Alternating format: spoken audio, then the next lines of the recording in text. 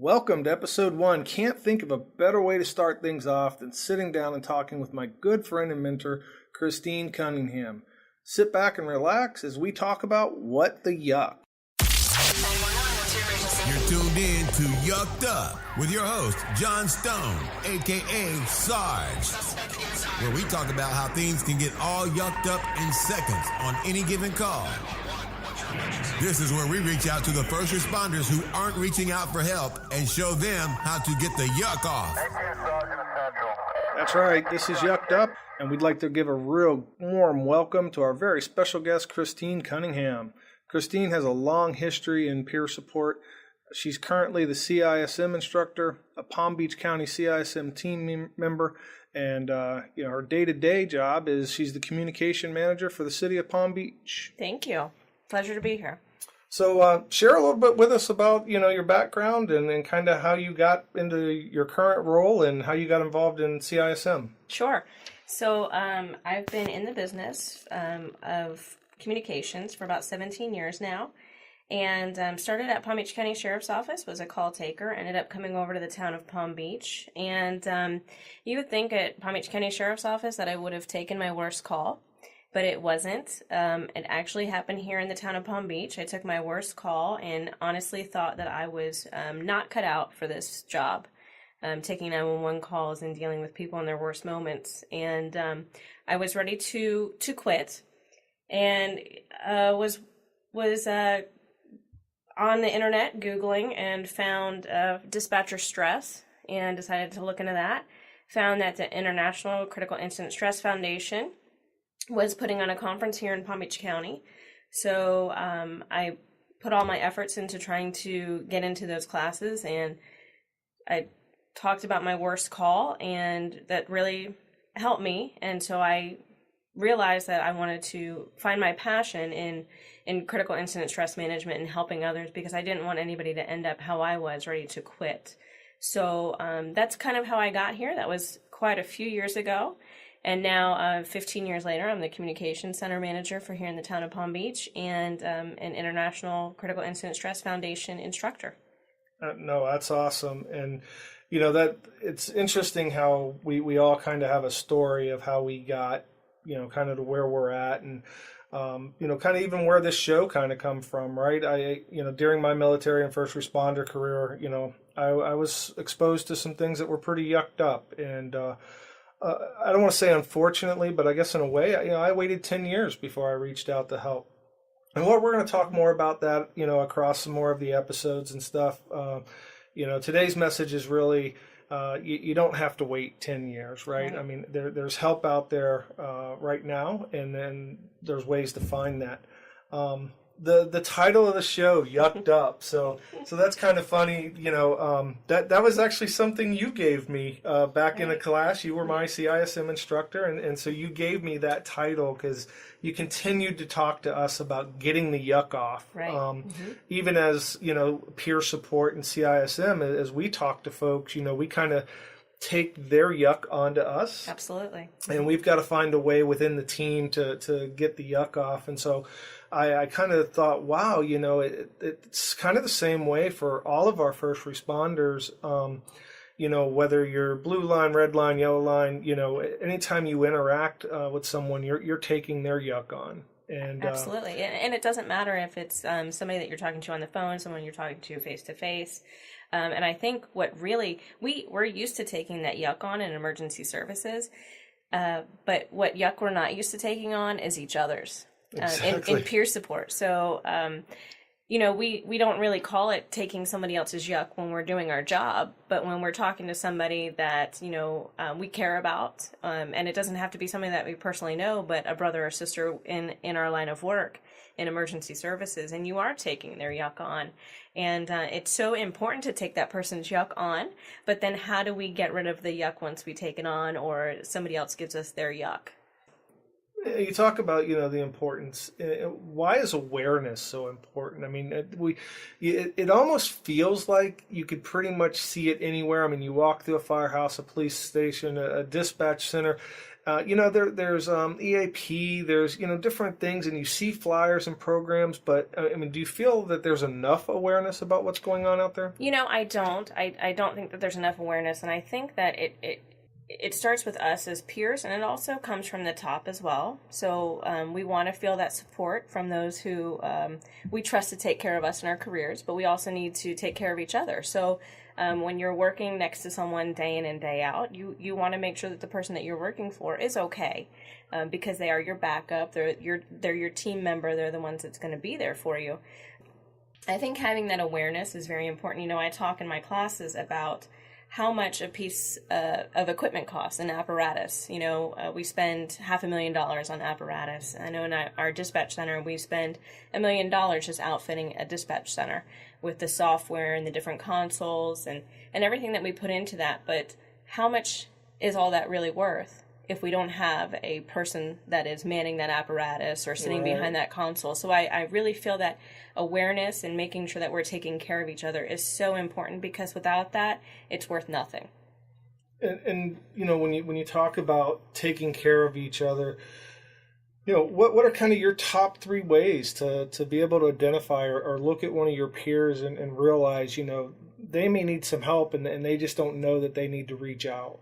Well, I think it's an awareness of knowing what type of calls they're taking. Also, maybe getting to know your peers. And as a former member of one of my classes, and everybody knows this when they take my classes, I give an extended lunchtime. And everybody is kind of like, oh, why is she wasting our time with this extended lunchtime? But I think after the 3 or 4 days that you're in my class, you realize the importance of why I've given those extended lunchtimes, because you've really gotten to know each other. And you've built a relationship with each other in such a short amount of time. So you can start to see when somebody's having a bad day. Working around these people all the time, you can look at them and say, okay, something just doesn't look right, or they're not behaving the same way. And it's those symptoms, and it doesn't have to be a group symptom for somebody. It could just be something that's singled out in their symptoms. So maybe something's going on at home. Maybe they took a bad call. They personalized the call. But just being aware and seeing in somebody else that they're not themselves, I think is one of the biggest things for them. If their hygiene is off, if they're not eating the same way, if they're not laughing and joking the same way that they did in the past, then maybe just saying a few words to them and, hey, are you okay, could really make a difference in someone's day. Yeah, it definitely does. And it's funny because, you mentioned that in class, you have us take an hour and a half lunch. And, in the firehouse, mealtime is everything. I mean, that's right.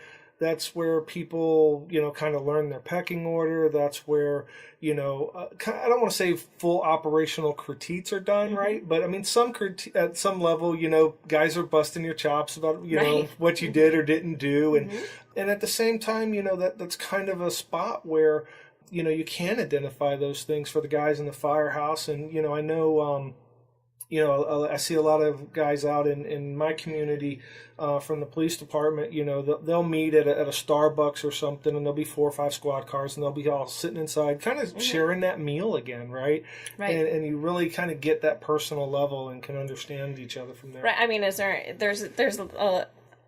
you learn so much when you're eating with somebody, right? That's kind of like why we have a first date with someone. We can figure out right away if we're, yes or no. But I think when you share that time, you get to see how somebody interacts with somebody else, and you get to know them and their likes and dislikes almost immediately you can see with them.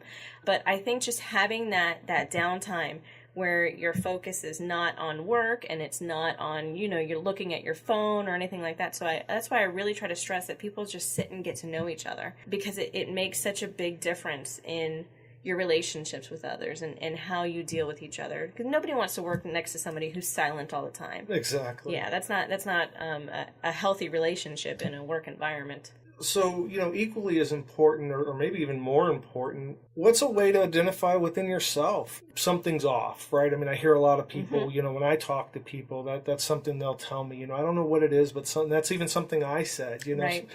Something's just not right. Right. Yeah, it's almost like an out-of-body experience, I think, almost, where you know that you have to go through these motions and you're going through the motions, but you're really just not taking care of yourself. Maybe your hygiene declines, maybe the way that you eat declines, the way that you think about yourself declines. You maybe stop putting yourself first. And everybody talks about how I have to take care of my family, I have to take care of my job, I have to take care of this. But what's the most important thing is really taking care of yourself, making sure that your brain is healthy, making sure that your body is healthy, we're putting the right things into our body. That's a whole nother episode. We're going to have to do a whole episode on just self-care and resiliency and how to do that. Absolutely. But I really do think that to get us out of that mode of not caring about ourselves and when we're not sleeping, when we're not eating, when we're not exercising, when we're not taking care of ourselves, that's a sure sign that something is not right. Especially if that's a normal thing for you, right? I mean, if you're a normal, a person who normally exercises and, gets a good night's sleep and suddenly you're not, Right, and if you can relate, I say this quite a bit. If you've been in one of my classes, I'll tell you that, your normal coping mechanism no longer works for you. So if normally I would go home and change from being a dispatcher or a communications manager and I have a glass of wine, and normally that glass of wine helps me, transition into being mom and wife. And that day the glass of wine doesn't work for me, so I drink another glass of wine, and then I'll drink another glass of wine and drink another glass of wine. Well, and that's still not working for me, so my normal coping mechanism has failed me. And that means that maybe something is wrong. So maybe that's a trigger for me to realize, hey, I need to focus on myself and maybe reevaluate what happened today and maybe do some self-care. Well, and you used an interesting word there, your normal coping mechanisms, right? I mean, I think it's important for somebody who may be listening in for the first time here or experiencing these types of things for the first time that what they're experiencing is normal, right? I mean, they're having a very normal reaction to just a crazy situation. Right. So a normal reaction to an abnormal situation is something that you want to keep in mind. It's not every day that we go to a drowning baby call. It's not every day that we're dealing with a shooting. And maybe in some agencies you are dealing with a shooting every day, but a line of duty death, those types of situations are not something that we're dealing with every day. So it's an abnormal situation. So the way that you're reacting is completely normal. And another thing that I say is that the event is crazy, not the person going through it. Exactly. It's the event that was crazy. And people don't realize what we go through in emergency services, the crazy stuff. They're looking for this on TV. They're looking for this in television shows. Well, those came from somewhere. Right. Those scenarios came from somewhere in real life, and a real person had to deal with that. So for us, we are dealing with that crazy in real life, and we're not crazy. We might be crazy for being in the jobs we're in, but requires some level of craziness. Yes, to be. and dealing with this constantly, and we keep going back for it. But we're not crazy. It's the environment we've been put into in that moment is crazy, but our reaction is not crazy after. No, absolutely. Before we wrap it up, one word. If you could give one word just for folks to kind of ponder on and think about, until the next episode, and I'm going to try to do this with my guests all the time, is come up with one word for somebody to think about or even research. Okay, so something big, and I mentioned it in the beginning, was passion. Okay. Passion. And I want somebody to find their passion. And once you find your passion, it's something that you believe in. And once you have that passion, everything else that you do is done with care. Because I think that for me, my passion is making sure that critical incident stress management is out there for our emergency responders. And so I became passionate about that. So I will never not take an opportunity to help somebody out and be a part of their life and hopefully make a change in their life. So that is my passion, and I hope that everybody in emergency services finds their passion. And even in life, just find your passion and believe in it and strive to be the best you can in it. Thanks again, Christine. It has been a true blessing to have you here with us today. I am absolutely honored to be your first guest and that you thought of me and that I was able to teach you. Well, I hope you're more than willing to come back to future shows and be part of the segments as we move along the journey here together. Thank you for listening to Yucked Up with your host, John Stone, a.k.a. Sarge. Join us next time to hear more great stories and helpful hints on how to get the yuck off.